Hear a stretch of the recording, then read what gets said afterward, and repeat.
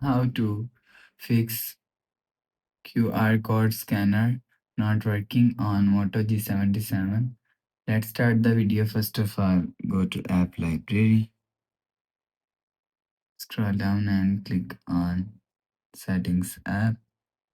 Now in settings, scroll down and click on apps and search QR scanner.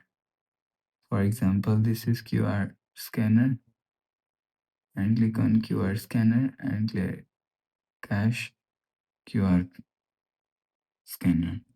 After clear cache QR scanner, you will see your problem is solved. But if it not solved, so just click and hold side power button and volume up button and restart phone from here. After restarting, you will see your problem is solved. But if it still not solved, again click on settings app and search software update. You will check your software update is latest. If it not latest, update your software latest. After update software latest, go back to home screen.